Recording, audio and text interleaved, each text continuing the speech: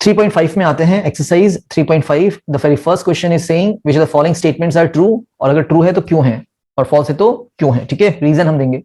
If a number is divisible bye 3 it must be divisible by 9। अगर कोई number है तो अगर वो 3 से डिवाइड हो रहा है तो क्या वो 9 से भी डिवाइड होगा। देखते हैं। लाइक मैं क्या लिख सकता हूं, जो 3 है, 3 इज डिविजिबल बाय 3। कितना टाइम्स होता है, 1 टाइम्स। एक नंबर है हमारे पास 3 जो 3 से डिवाइड हो रहा है। अगेन एक नंबर 6 भी है जो 3 से डिवाइड होता है। कितना टाइम्स होता है, 3 2 जा 6। ठीक है, तो यहाँ पे हमारा जो नंबर है वो 3 है। हम किससे डिवाइड कर रहे हैं, इसको 3 से कर रहे हैं। तो क्या यही नंबर 3 डिवाइड हो पाएगा 9 से? नहीं हो पाएगा। क्या यही नंबर 6 डिवाइड हो पाएगा 9 से? तो नहीं हो पाएगा। अगेन नंबर जो था हमारे पास, नंबर वाज 3 6। नंबर, एनओ का मतलब नंबर है, और 3 भी क्या हो रहा है, 3 से डिवाइड हो रहा है। 6 भी क्या हो रहा है, 3 से डिवाइड हो रहा है। बट हमने क्या देखा, वही जो नंबर 3 है वो आपका 9 से भी डिवाइड नहीं होगा, और वही नंबर जो 6 है आपका वो भी 9 से डिवाइड नहीं होगा। तो क्या हो गया, ये फॉल्स हो गया। और आपने एग्जाम्पल के थ्रू एक्सप्लेन किया है कि क्यों ये फॉल्स हो रहा है। ठीक है, आप इस तरीके से दिखा सकते हैं प्रॉपर। नोट इट डाउन, आगे बढ़ते हैं। If a number is divisible by 9 it must be divisible bye 3। तो ये ट्रू होता है बच्चे, है ना। ये पहला वाला फॉल्स था, और आपने रीजन के थ्रू बताना है कि फॉल्स क्यों है। अगेन एग्जांपल लेंगे हम लोग। लेट द नंबर, कुछ भी ले लो, एक नंबर जो 9 से डिवाइड हो रहा हो, तो 9 भी होता है 9 से डिवाइड, और 18 भी होता है। तो हमने नंबर क्या ले लिया, 9 और 18 लिखेंगे हम इसको। 9 इज डिविजिबल बाय 9, और जो 18 दूसरा नंबर था वो भी क्या होगा, 9 से डिवाइड होता है। कितने टाइम्स, 1 टाइम्स। कितने टाइम्स, 2 टाइम्स। कितने भी नंबर ले सकते हैं। ठीक है, बट जो 9 है क्या वो 3 से डिवाइड होगा? तो यस होगा। कितना टाइम्स, 3 3 9। और जो आपका 18 था क्या वो भी डिवाइड होगा 3 से? यस, 3 6 18। तो बट नहीं आएगा, यहाँ पे ऑल्सो आएगा, है ना। ALSO also. तो नंबर हमने ले लिया 9 और 18, दो नंबर लिए हैं। दोनों ही नंबर 9 से तो डिवाइड हो रहे हैं, और दोनों ही नंबर आपके 3 से भी डिवाइड हो रहे हैं, तो ये ट्रू हो जाएगा। एग्जाम्पल के साथ अपना रीजन लिखिएगा और फिर अपना आंसर ट्रू। ठीक है, आगे बढ़ते हैं। C part, a number is divisible by 18 if it is divisible by both 3 and 6। अगर एक नंबर 18 से डिवाइड हो रहा है तो मैं 18 ही ले लूंगा। ठीक है, number, let's say the number is 18 और 36, दो नंबर ले लिए चलिए हम लोगों ने। ठीक है, अब अगर मैं बात करूं 18 इज अ नंबर, क्या 18 से डिवाइड हो रहा है? तो यस, 1 टाइम्स। और जो दूसरा नंबर 36 था क्या वो भी 18 से डिवाइड होगा? यस। कितना टाइम्स, 18 2 36। ऑल्सो 18 क्या 3 से डिवाइड होगा? यस। कितना टाइम्स, 3 6 18। और क्या हमारा दूसरा नंबर 36 भी 3 से डिवाइड होगा? यस, 12 3 36। फिर हमने बोला था दूसरा नंबर हमारे पास 6 भी है। ठीक है, पहले हमने 3 से चेक कर लिया, अब 3 6 से चेक करेंगे। तो 18 को अगर मैं डिवाइड करूं किससे, 6 से, तो हो रहा है 6 3 18। और आपका दूसरा नंबर 36 क्या 3 से डिवाइड होगा, सॉरी 6 से डिवाइड होगा? यस, 6 6 36। तो देखो बात क्या हो रही है यहाँ पे, बात ये हो रही है कि आपके पास एक नंबर है जो 18 से डिवाइड हो रहा है। तो हमने दो नंबर ले लिए, एक नंबर क्या, हमने दो नंबर ले लिए, 18 और 36। दोनों ही किससे डिवाइड हो रहे हैं, 18 से। 18 भी 18 से डिवाइड होगा, 36 भी 18 से डिवाइड होगा। ठीक है, फिर क्या बोल रहा है वो, अगर ऐसा हो रहा है तो क्या वो दोनों ही नंबर, या वो नंबर जो था वो 3 से डिवाइड होगा और 6 से भी डिवाइड होगा? तो देखो 3 से डिवाइड हो रहा है, 18 भी हो रहा है, 36 भी हो रहा है। हमें लेना एक नंबर था, लेकिन हम दो नंबर्स लेके देख रहे हैं। ठीक है, फॉर अवर एक्यूरेट आंसर। और यहाँ पे हम क्या बोल सकते हैं, यस वो 6 से भी डिवाइड हो रहा है। 18 और 36 दोनों ही नंबर आपके 6 से भी डिवाइड हो रहे हैं, तो ये ट्रू हो जाएगा। अब ऐसा क्यों हो रहा है? आपने डिविजिबिलिटी में कुछ और पढ़ी थी ना, some more test of divisibility. तो देखो जो 3 है and 6 are the factors of 18, are the factors of 18. So if a number is divisible by 18, then the number will be divisible by the factors of 18, by the factors of 18. और यहाँ पे that is I dot E का मतलब that is होता है। यहाँ पे जो फैक्टर्स हैं आपके वो 3 और 6 हैं, 3 एंड 6। तो इस तरीके से आप अपना रीजन यहाँ पे लिखने वाले हैं पूरा। ठीक है, सी पार्ट का आंसर ये हो जाएगा हमारा। तो आंसर तो हमारा बस ट्रू था, लेकिन ये पूरी प्रोसेस है इसको समझने की कि क्यों ये ट्रू हो रहा है। ठीक है, चलिए आगे बढ़ते हैं। और एक बार आपको समझ में नहीं आता है तो अपना वीडियोस को दोबारा चलाओ और समझो इस चीज को। D part, if a number is divisible by 9 and 10 both then it must be divisible by 90। अगर एक नंबर है जो 9 से भी डिवाइड हो रहा है और 90 से भी डिवाइड हो रहा है, then it must be divisible by 90। अब देखो ये थोड़ा सा प्रॉब्लमेटिक क्वेश्चन है। प्रॉब्लमेटिक तो क्या है आप समझ जाएंगे इसमें।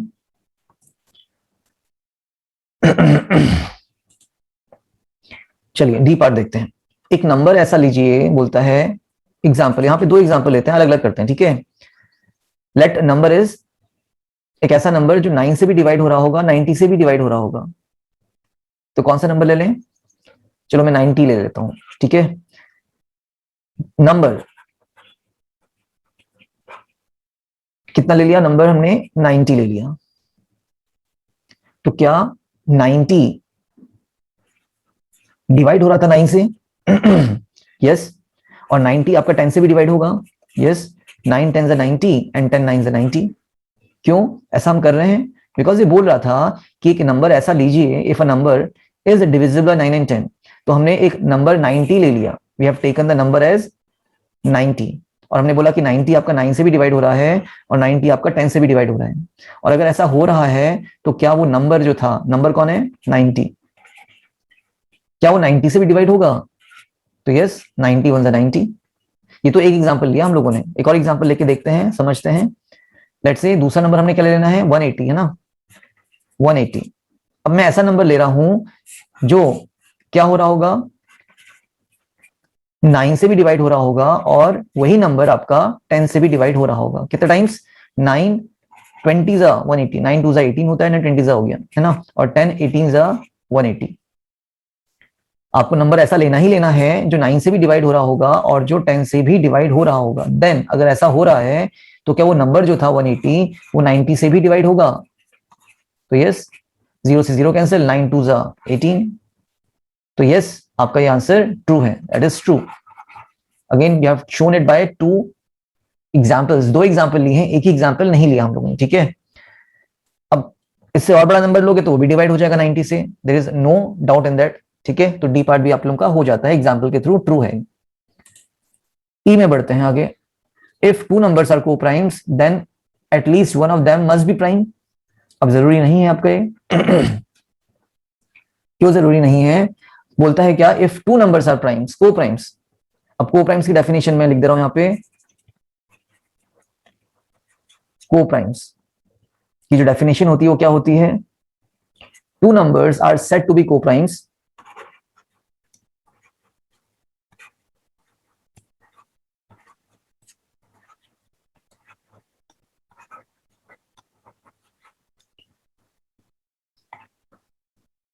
if they do not have any common factor।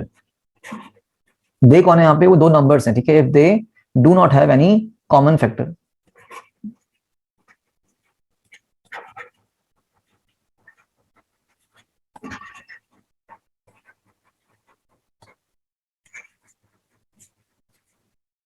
कोई भी कॉमन फैक्टर नहीं होता है। और इसका जो दूसरा डेफिनेशन है वो क्या है? कि को प्राइम्स का HCF 1 होता है। If 2 numbers have 1 as HCF, अगर 2 नंबर्स का HCF कितना हो रहा है? 1 हो रहा है, then they are said to be coprimes. Then they are said to be co-primes।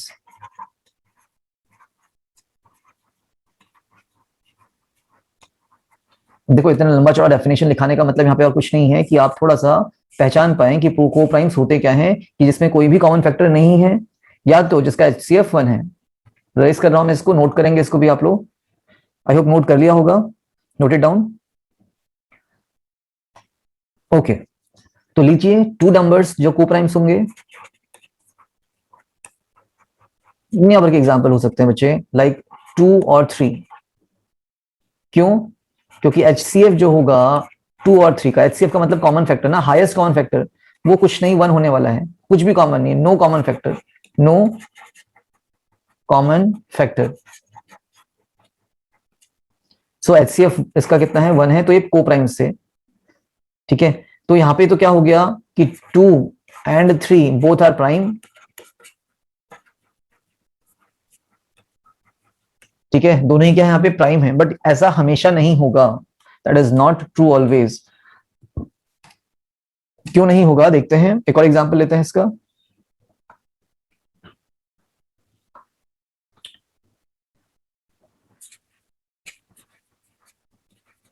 को प्राइम्स का एक एग्जांपल लेते हैं हम लोग, कितना, लाइक से 30 एंड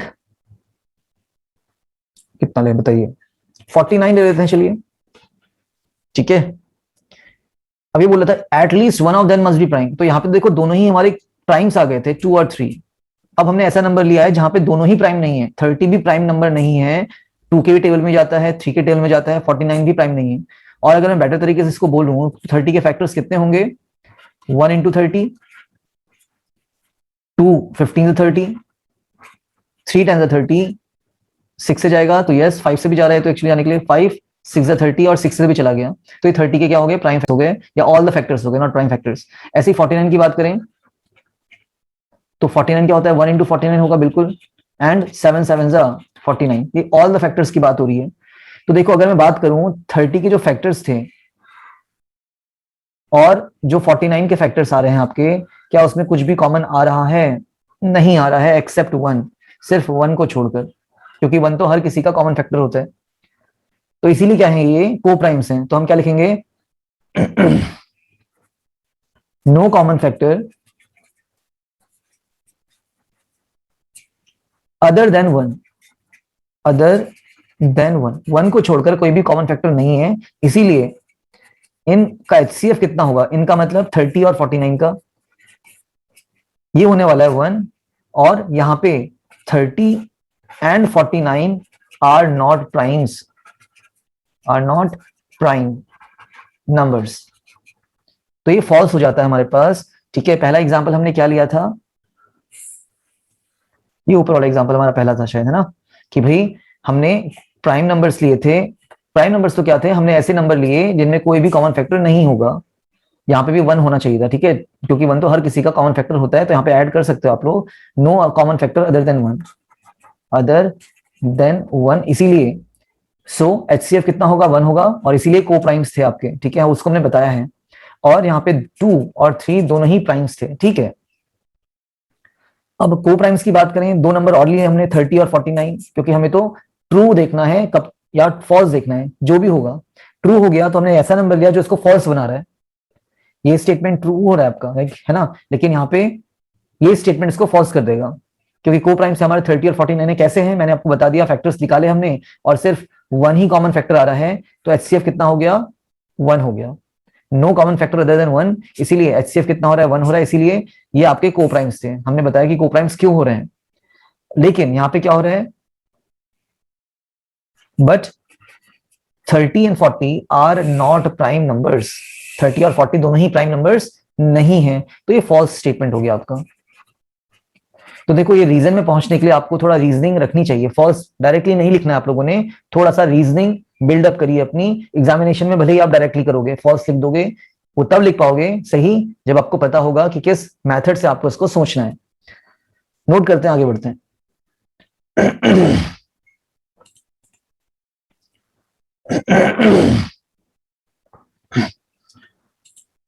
अब बोला है F वाले में, all numbers which are divisible by 4 must also be divisible by 8, all numbers की बात हो रही है। तो देखो 4 एक ऐसा नंबर है जो 4 से डिवाइड हो रहा है, 8 एक ऐसा नंबर है जो 4 से डिवाइड हो रहा है, दुनिया भर के नंबर्स हो सकते हैं, 12 एक ऐसा नंबर है जो 4 से डिवाइड हो रहा है। बस हमने 3 ही नंबर लिए हैं, यहाँ तो ऑल नंबर्स बोल रहा था ये, हमने 3 नंबर लिए हैं। तो देखो क्या यहाँ पे जो 4 4 से डिवाइड हो रहा था, क्या वो 4 8 से भी डिवाइड होगा? तो नहीं होगा, ठीक है, समझ में आ रहा है। बाकी हो जाएंगे, लाइक 8 की बात करें तो 8 हो जाएगा 8 से डिवाइड, लेकिन फिर 12 8 से डिवाइड नहीं होगा, तो नॉट ट्रू, ये फॉल्स हो जाता है आपका। रीजनिंग बना देना, नंबर्स लो इस तरीके से जो 4 से डिवाइड हो रहे हैं। तो हमने कौन से नंबर्स लिए थे, हमने लिया 4 जो 4 से डिवाइड हो रहा था, लेकिन वही 4 8 से डिवाइड नहीं हुआ। हमने लिया था 8 जो 4 से डिवाइड हो रहा है, लेकिन यहां पे भी हो गया था, चलिए ठीक है। फिर हमने लिया 12 जो 4 से डिवाइड हो रहा है, तो हमने लिया 12 जो 8 से डिवाइड नहीं हो रहा है। तो दैट मीन्स सारे नंबर्स जो 4 से डिवाइड होते हैं वो जरूरी नहीं है कि 8 से डिवाइड हो। ठीक है, आगे बढ़ते हैं। All numbers which are divisible by 8 must also be divisible by 4। तो इसको आप खुद कर रहे हैं, एग्जाम्पल लेंगे और सॉल्व करके देखेंगे। ऑल नंबर्स की बात कर रहे हैं, 3-4 नंबर्स लेके एग्जाम्पल खुद करिएगा, डू बाय योरसेल्फ, और ये ट्रू होगा। ठीक है, दैट इज ट्रू। एच में जाते हैं, if a number exactly divides two numbers separately it must be exactly divide their sum. एक नंबर है जो दो नंबर्स को सेपरेटली डिवाइड कर रहा है, तो वही नंबर उन दोनों के सम को भी डिवाइड करेगा। तो यस, ये ट्रू होता है आपका, है ना। यहाँ पे जो नंबर है हमारे पास वो डिवाइड कर रहा है। ठीक है, तो लेट्स से नंबर हम क्या ले लेते हैं, नंबर हम ले लेते हैं 8 ही कर लेते हैं, चलिए ठीक है। अब दो नंबर ऐसे लीजिए जिसको 8 डिवाइड कर रहा हो, बताइए। 8 ले सकते हैं, 8 डिवाइड 8 तो होता ही है। एक और नंबर ले लो, 64 कर लें। ओके, 64 8 से डिवाइड हो रहा है, मतलब यहाँ पे जो नंबर था हमारा वो 8 है, और जो ये 8 है वो क्या कर रहा है, 8 को भी डिवाइड कर रहा है और 64 को भी डिवाइड कर रहा है। तो क्या यही नंबर हमारा जो 8 है वो 8 प्लस 64 मतलब उन नंबर्स के सम को भी डिवाइड करेगा? तो यस, ये करता है। हमने इसको टेस्ट ऑफ डिविजिबिलिटी में पढ़ा हुआ है। ठीक है, तो कितना होगा देखो, 64 प्लस 8 72 होता है, और 72 8 से डिवाइड हो रहा है, कितने टाइम्स जाता है, 8 9 जा 72। तो yes, it is true. Note it down, आगे बढ़ते हैं। रीजनिंग रखिए अपनी। आई की बात करें, if a number exactly divides the sum of two numbers it must exactly divide the two numbers separately। देखिए आई पार्ट को मैंने लिख दिया यहाँ पे, if a number exactly divides the sum of two numbers। देखो sum of two numbers, जो दो नंबर्स है हमारे पास, वो एक तो 5 है और दूसरा 7 है। तो 5 प्लस 7 कितना हो गया, 12 हो गया। तो सम कितना है, 12 है। और फिर बोल रहा है if a number exactly divides the sum of two numbers, दो नंबर्स का सम जो 12 था, तो जो सम 12 है आपके पास इज डिविजिबल बाय, किन किन से डिवाइड होगा। यहाँ पे एक नंबर बोला था हमने, दुनिया भर के नंबर लिए 2 3 4 6 12। क्यों, क्योंकि 12 के फैक्टर्स हैं, तो जो 12 होगा इन सब से डिवाइड होगा। 12 कौन है यहाँ पे, सम है। किन का सम है, दो नंबर्स का, 7 और 5 का। तो क्या ये जो नंबर्स हैं आपके 5 और 7 सेपरेटली इन नंबर से डिवाइड होंगे? तो नहीं होंगे। 5 और 7 जो नंबर्स थे जिसका सम 12 आया था, वो क्या नहीं होंगे, किसी भी नंबर से डिवाइड नहीं हो रहे हैं। तो ये फॉल्स हो गया बच्चे, इसको समझना थोड़ा सा और। ठीक है, रिपीट करिए अपना वीडियो, समझिए कि क्या बोला गया है पीछे।